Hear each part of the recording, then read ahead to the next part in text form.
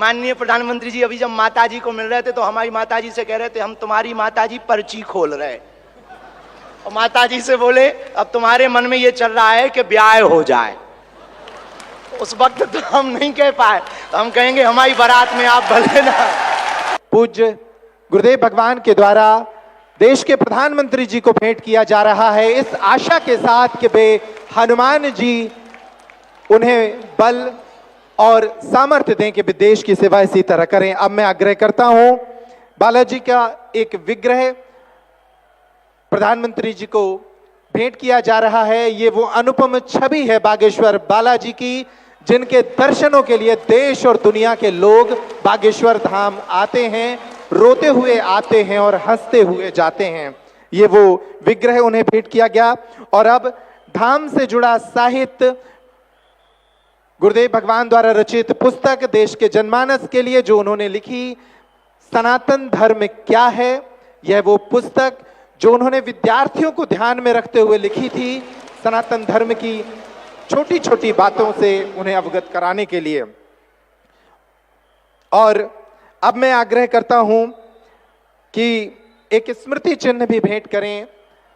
इस स्मृति चिन्ह जो बागेश्वर जन सेवा समिति की ओर से इस विराट महोत्सव की स्मृति उन्हें दिलाता रहेगा। आप करतल ध्वनि से स्वागत करें। उपस्थिति में ये साहित्य और अंगवस्त्र वो देश के प्रधानमंत्री जी को भेंट कर रहे हैं आशीर्वाद स्वरूप, ताकि देश के प्रधानमंत्री जो दुनिया भर में रहने वाले करोड़ों हिंदुओं की आशाओं के प्रतीक हैं, उन आशाओं के संरक्षक हैं, वो इसी तरह देश की सेवा करते रहें।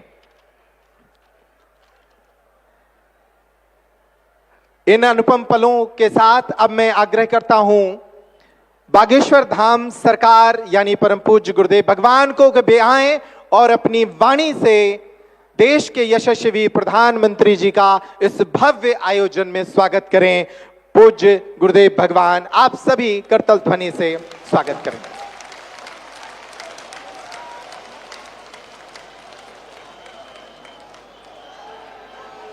जय श्री राम।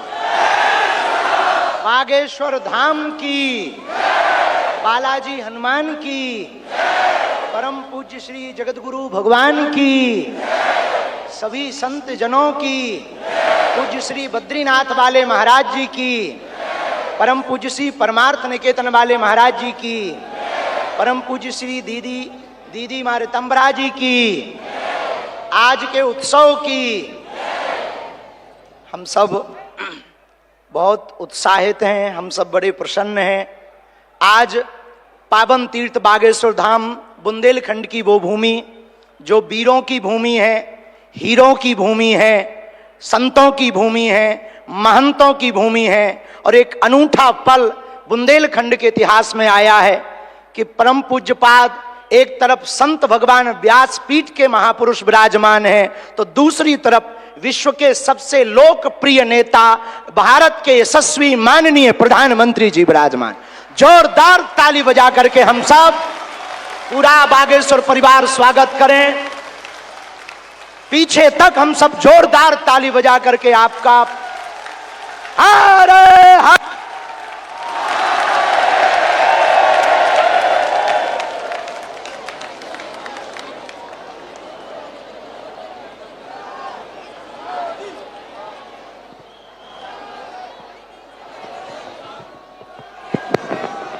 आज एक अनूठा, अद्भुत, अकल्पनीय पल आया है। बहुत से लोग यहां पर जो विराजमान और देश दुनिया में जो देख रहे हैं, हम सब बुंदेलखंड वासी माननीय प्रधानमंत्री जी का धन्यवाद कह कर करके थक जावें, तब भी धन्यवाद नहीं चुकेगा, क्योंकि 60 दिन में दूसरी बार बुंदेलखंड के प्रति लाड़ और प्यार बरसाने के लिए आए हुए हैं।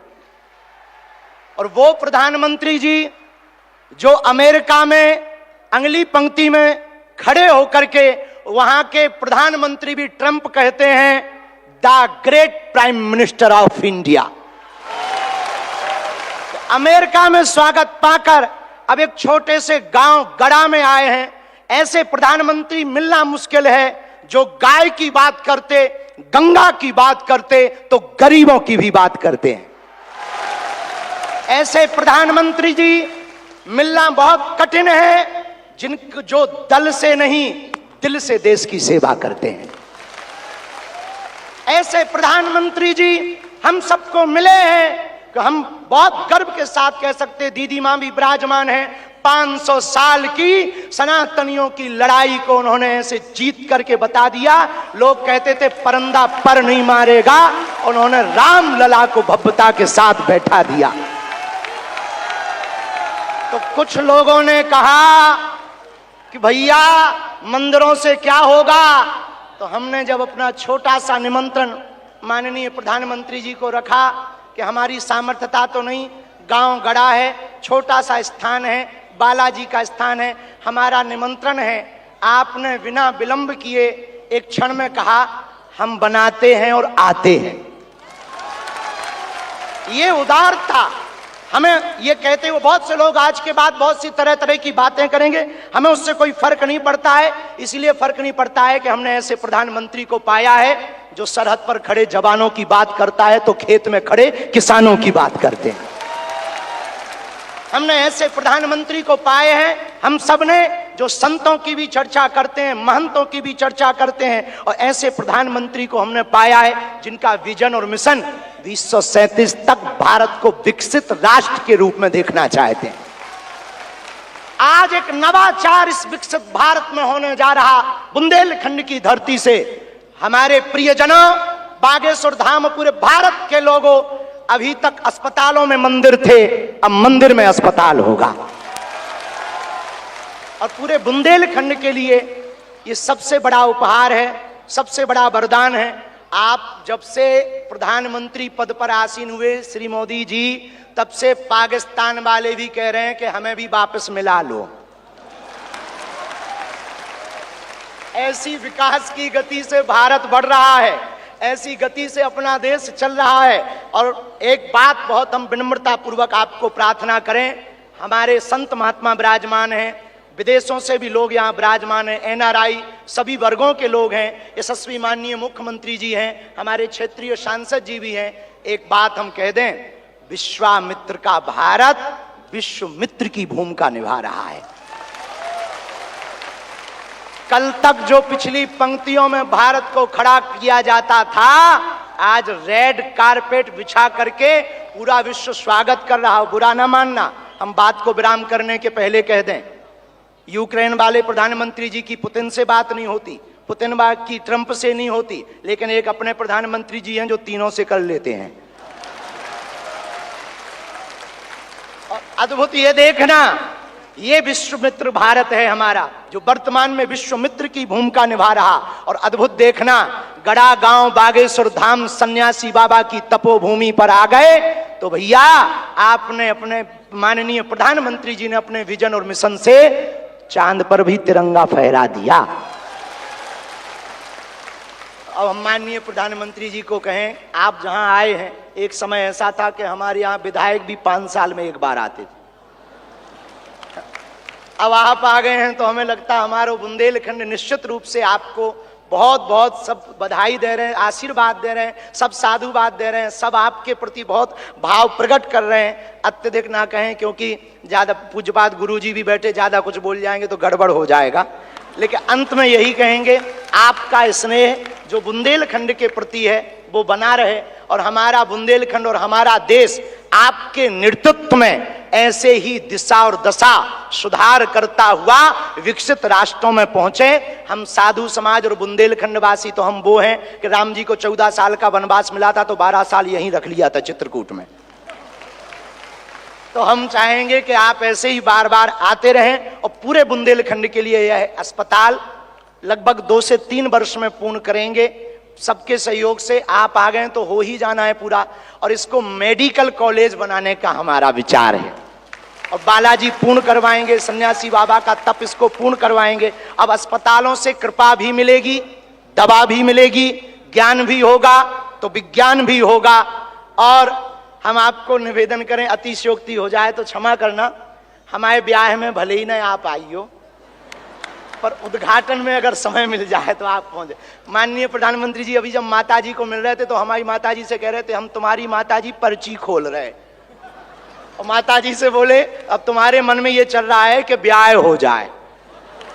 उस वक्त तो हम नहीं कह पाए, तो हम कहेंगे हमारी बारात में आप भले ना।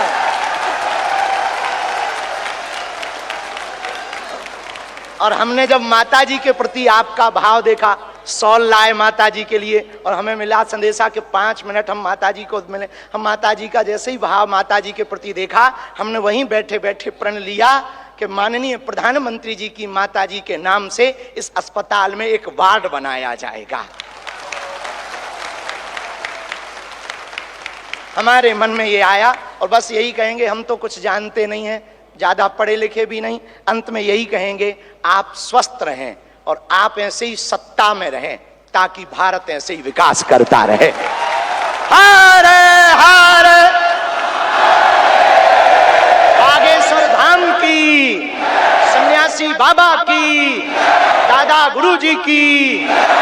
और भैया जी को आज के कार्यक्रम से बुरो लगे, उठटरी बराबर। इसी के साथ में जय श्री राम। बोलिए बागेश्वर धाम की। और अब वह क्षण आ गया है जब देश के यशस्वी प्रधानमंत्री जी साधना से संपन्न इस धरती को मानव उपयोगी साधनों से संपन्न करने की शुरुआत करने जा रहे हैं। मैं आग्रह करता हूं, वे डिजिटल शिलान्यास के लिए उन्हें एक रिमोट उपलब्ध कराया जाएगा। वे इस रिमोट के माध्यम से आपकी जो स्क्रीन है, जो मंच की एलईडी है, उस पर एक डिजिटल शिलान्यास होगा। आप सभी उस कैंसर अस्पताल की एक छोटी सी फिल्म को भी देखेंगे, उस शिला को भी देखेंगे, और इसके साथ ही वो जो पूरा अस्पताल की जो परिकल्पना है वो आपके सामने।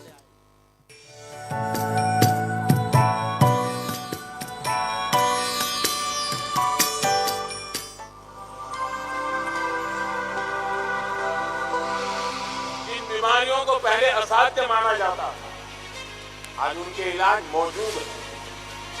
दुनिया ट्रीटमेंट के साथ ही वेलनेस को महत्व दे रही है, और वेलनेस की बात होती है तो इसमें भारत के पास हजारों वर्ष पुराना अनुभव है। बात ये है कि सब कोई मंदिर बनवाता है, हमने सोचा हम मंदिर नहीं, हम कैंसर हॉस्पिटल बनवाएंगे। अस्पताल में आपका स्वागत है, जो कि राष्ट्रीय और अंतर्राष्ट्रीय क्वालिटी स्टैंडर्ड्स का अनुपालन करता है, जैसे कि AERB, NABH, जो कि भारत का सबसे उच्चतम प्रत्यायन है, JCI, जो कि विश्व का सबसे उच्चतम प्रत्यायन है, और जहां 360 डिग्री पेशेंट केयर और पेशेंट एक्सपीरियंस का ध्यान रखा गया है। 4 व्हीलर पार्किंग, 2 व्हीलर पार्किंग की सुविधा, आरामदेह आगमन प्रस्थान की सुविधा, प्रतीक्षा और पंजीकरण के लिए एक अनोखा प्रांगण, जहां किसी को भी कतार में खड़े होने की आवश्यकता नहीं होगी। जब अस्पताल की बात आती है तो ये एक नया कॉन्सेप्ट है। एक अस्पताल जनरल वार्ड में प्रत्येक मरीज को धूप और प्राकृतिक वेंटिलेशन मिलेगा। तेज रिकवरी के लिए प्राकृतिक धूप के साथ अत्याधुनिक ICU, रेडियोलॉजी में प्रति मरीज 2 रिश्तेदारों के लिए आरामदायक प्रतीक्षा सुविधा। रेडियोलॉजी सेंटर में है लेटेस्ट टेक्नोलॉजी के CT, MRI, 3D sonography, digital x-ray और कई सारे अन्य डायग्नोस्टिक उपकरण। 24 घंटे रहने, खाने, नहाने की सुविधा देता है। तुम भी गर्व से कहोगे कि हाँ, हम बागेश्वर वाले हैं, यहाँ दुआ और दवा दोनों की व्यवस्था होगी।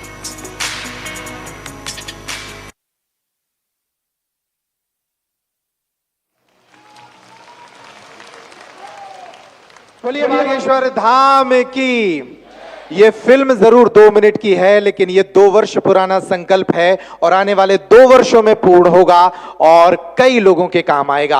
अब वो अवसर है जब हम सभी देश के यशस्वी प्रधानमंत्री जी को सुने। मैं उनसे आग्रह करता हूं कि वे पोडियम पर अपने उद्बोधन के लिए आए। हम सभी तब तक तालियां बजाएं, तब तक वो पोडियम पे ना पहुंचे। बोलिए भारत माता की, बोलिए जय श्री राम।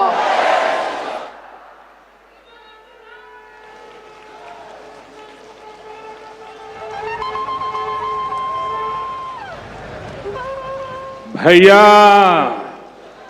हराओ बोलो, मतंगेश्वर भगवान की, बागेश्वर धाम की, जय जटाशंकर धाम की। अपुन औरण खां मोरी तरफ से दो ही हाथ जोड़ के राम राम जो। कार्यक्रम में उपस्थित मध्य प्रदेश के गवर्नर श्री मंगू भाई पटेल, मुख्यमंत्री भाई मोहन यादव जी, जगत गुरु पूज्य रामभद्राचार्य जी, बागेश्वर धाम के पीठाधीश्वर श्री धरेंद्र शास्त्री जी, दीदी मां साध्वी ऋतंबरा जी, स्वामी चिदानंद सरस्वती जी, महंत श्री बालक योगेश्वर दास जी, इसी क्षेत्र के सांसद विष्णुदेव शर्मा जी, अन्य महानुभाव और प्यारे भाई और बहनों, बहुत ही कम दिनों में मुझे दूसरी बार वीरों की इस धरती बुंदेलखंड आने का सौभाग्य मिला है। और इस बार तो बालाजी का बुलावा आया है।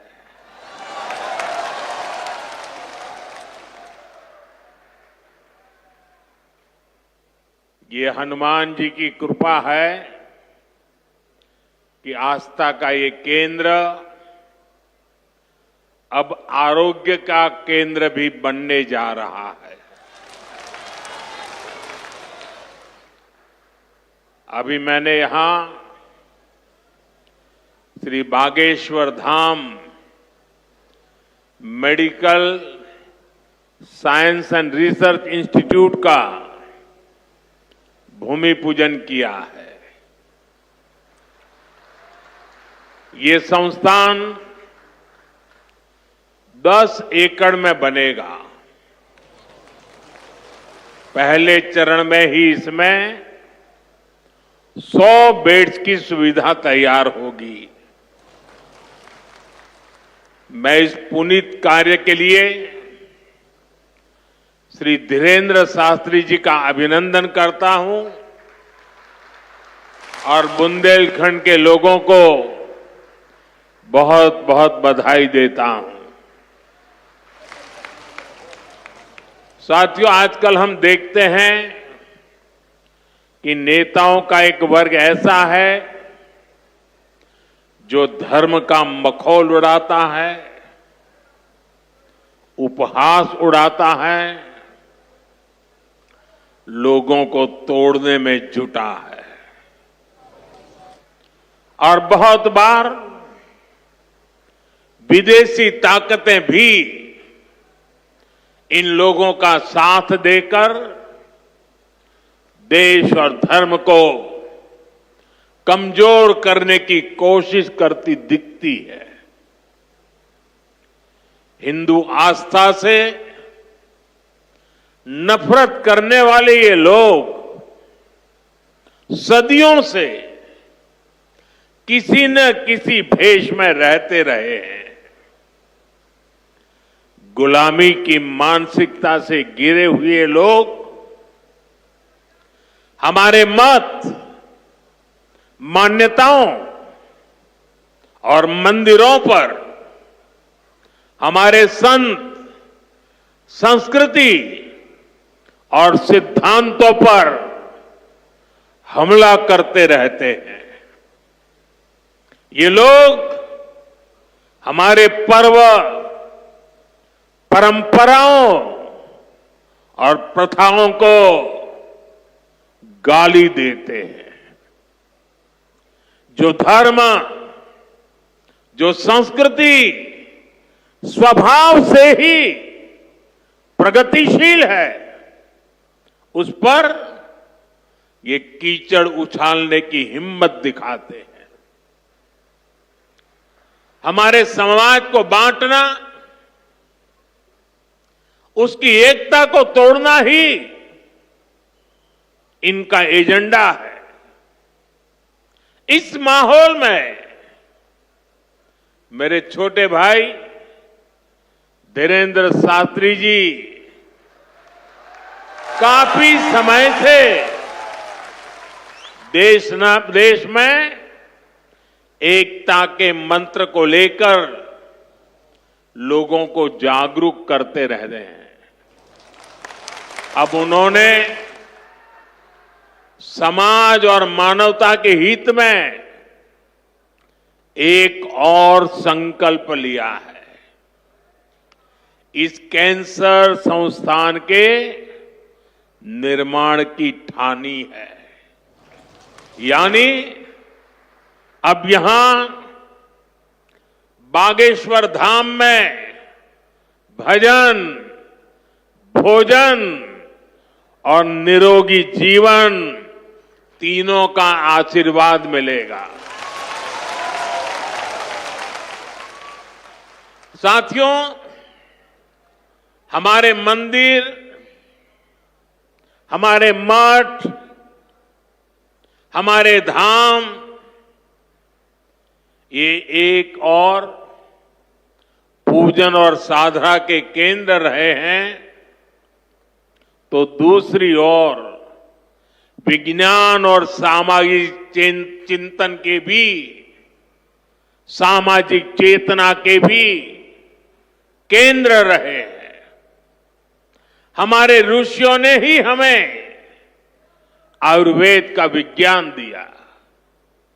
हमारे ऋषियों ने ही हमें योग का वो विज्ञान दिया जिसका परचम आज पूरी दुनिया में लहरा रहा है।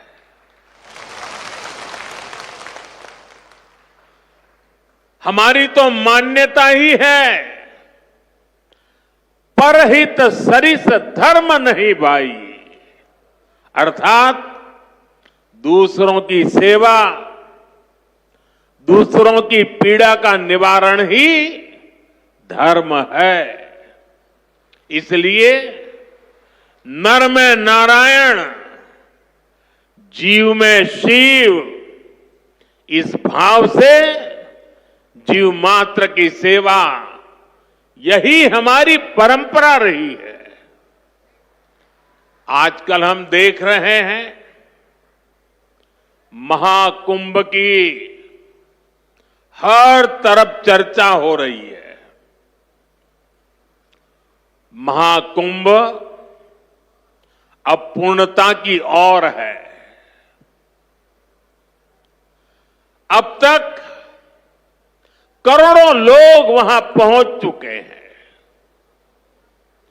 करोड़ों लोगों ने आस्था की डुबकी लगाई है, संतों के दर्शन किए हैं। अगर इस महाकुंभ की तरफ नजर करें तो सहज भाव उड़ जाता है, ये एकता का महाकुंभ है। आने वाली सदियों तक 144 वर्ष के बाद हुआ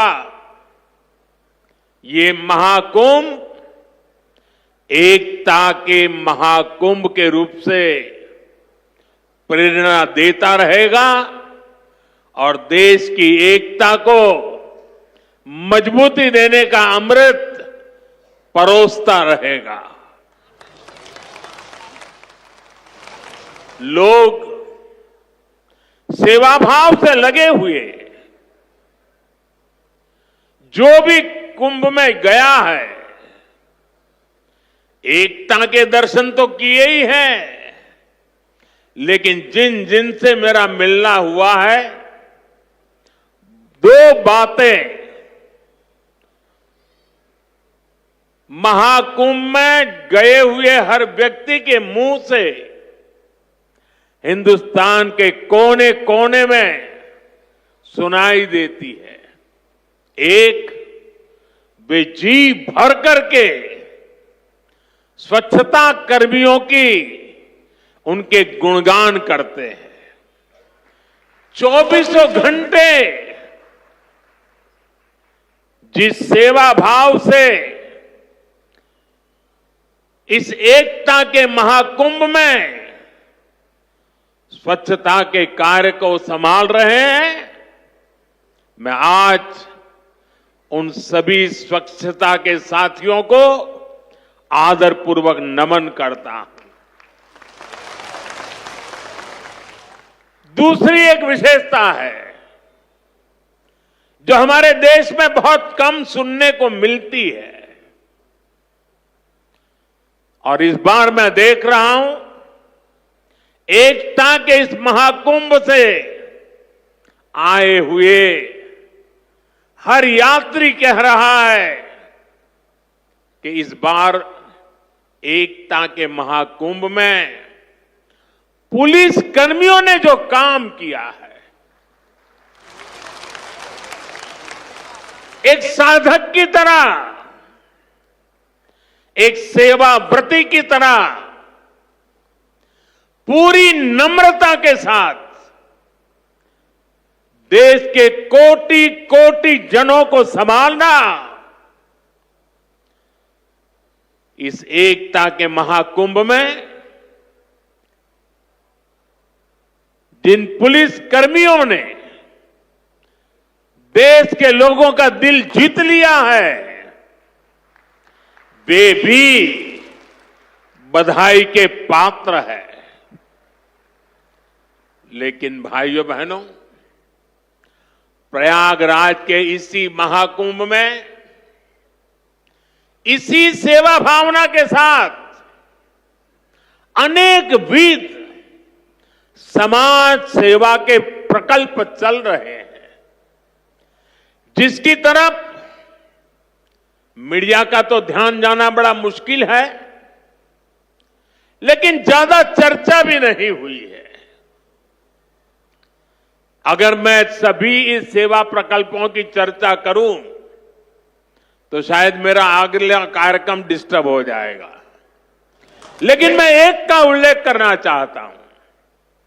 इस एकता के महाकुंभ में नेत्र महाकुंभ चल रहा है। इस नेत्र महाकुंभ में देश के कोने कोने से आए हुए यात्री, गरीब परिवारों से आए हुए लोग, उनकी आंखों की जांच होती है, मुफ्त में होती है। नेत्र चिकित्सक देश के गणमान्य डॉक्टर 2 महीने से वहां बैठे हुए हैं, और इस नेत्र महाकुंभ में अब तक 2 लाख से ज्यादा मेरे भाई बहनों की आंखों की जांच हो चुकी है। करीब 1.5 लाख लोगों को निशुल्क दवाई और चश्मे दिए गए हैं, और कुछ लोग ऐसे पाए गए जिनके मोती बिंदु के ऑपरेशन की जरूरत थी। तो इस नेत्र महाकुंभ से चित्रकूट और अगल बगल के स्थानों पर जहां पर अच्छी नेत्र चिकित्सा की अस्पतालें थी, करीब 16,000 मोतियाबिंद के ऑपरेशन के लिए उन अस्पतालों में भेज करके एक भी पैसा का खर्च बिना उन सबके मोतियाबिंद के ऑपरेशन किए गए हैं। ऐसे कितने ही अनुष्ठान इस एकता के महाकुंभ में चल रहे हैं। भाइयों बहनों, ये सब कौन कर रहा है?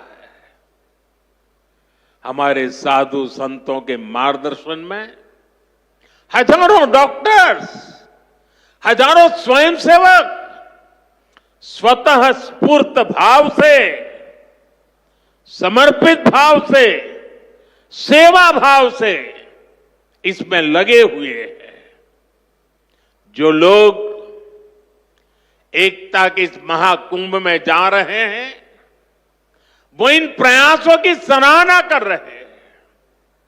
भाइयों बहनों, ऐसे ही भारत में कितने ही बड़े बड़े अस्पताल भी हमारी धार्मिक संस्थाओं द्वारा चलाए जा रहे हैं। धार्मिक ट्रस्ट के द्वारा हेल्थ और साइंस से जुड़े कितने ही रिसर्च इंस्टीट्यूट्स चलाए जा रहे हैं। करोड़ों गरीबों का इलाज और सेवा इन संस्थानों में होती है। मेरी दीदी मां यहां बैठी है। अनाथ बालिकाओं के लिए जिस प्रकार से समर्पण भाव से वो सेवा करती है, अपना जीवन बेटियों के लिए उन्होंने समर्पित कर दिया। साथियों, यहीं पास में हमारे बुंदेलखंड का चित्रकूट, प्रभु राम से जुड़ा ये पवित्र तीर्थ खुद दिव्यांगों और मरीजों की सेवा का कितना बड़ा केंद्र है। मुझे खुशी है इस गौरवशाली परंपरा में बागेश्वर धाम के रूप में एक और नया अध्याय जुड़ने जा रहा है। अब बागेश्वर धाम में आरोग्य का आशीर्वाद भी मिलेगा। मुझे बताया गया है यहां 2 दिन बाद महाशिवरात्रि के दिन 251 बेटियों के सामूहिक विवाह महोत्सव का भी आयोजन होगा। मैं इस पुण्य कार्य के लिए भी बागेश्वर धाम की सराहना करता हूं। मैं सभी नवविवाहिता दंपतियों को, मेरी बेटियों को सुंदर और सुखी जीवन के लिए अग्रिम बधाई देता हूं, हृदय से आशीर्वाद देता हूं। साथियों, हमारे शास्त्रों में कहा गया है, शरीर माध्यम खलु धर्म साधनम, अर्थात हमारा शरीर, हमारा स्वास्थ्य ही हमारे धर्म, हमारे सुख और हमारी सफलता का सबसे बड़ा साधन है।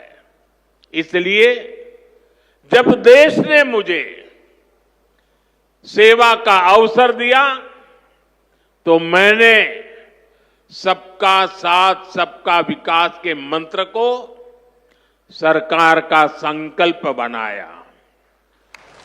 और सबका साथ सबका विकास के इस संकल्प का भी एक बड़ा आधार है, सबका इलाज, सबको आरोग्य।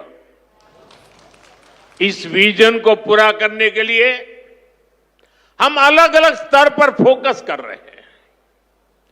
हमारा फोकस है बीमारी से बचाव पर। आप मुझे बताइए, यहां स्वच्छ भारत अभियान के तहत टॉयलेट, शौचालय हर गांव में बने हैं कि नहीं बने हैं? इससे आपकी मदद हुई कि नहीं हुई? आपको पता है, शौचालय बनने से एक और फायदा हुआ है। शौचालय बने हैं तो गंदगी से होने वाली बीमारियां भी कम हुई है। एक स्टडी कहती है, जिन घरों में शौचालय बने हैं वहां हजारों रुपये बीमारी पर खर्च होने से बचे हैं। साथियों, 2014 में हमारी सरकार आने से पहले हालात ये थी कि देश में गरीब जितना बीमारी से नहीं डरता था, उससे ज्यादा डर उसे इलाज के खर्च से लगता था। अगर परिवार में कोई एक व्यक्ति भी गंभीर बीमारी का शिकार हो जाए तो पूरा परिवार संकट में आ जाता था। मैं भी आप सबकी तरह गरीब परिवार से निकला हूं।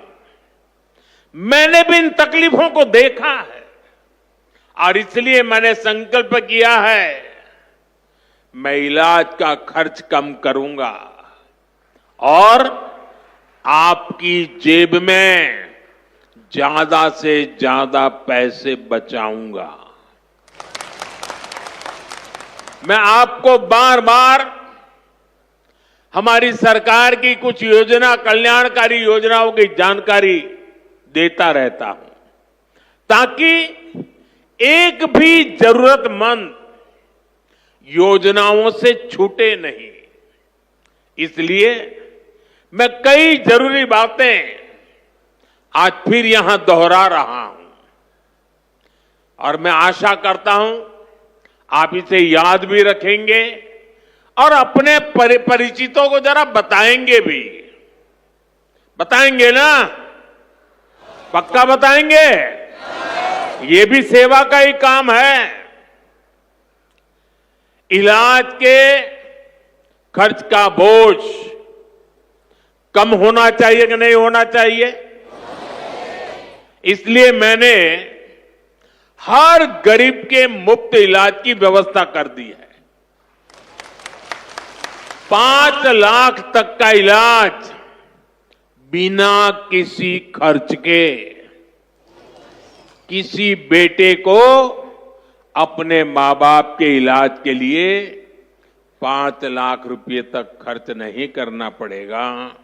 ये दिल्ली में आपका जो बेटा बैठा है ना, वो काम वो करेगा।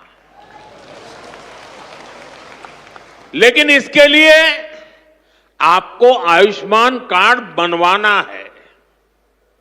मुझे आशा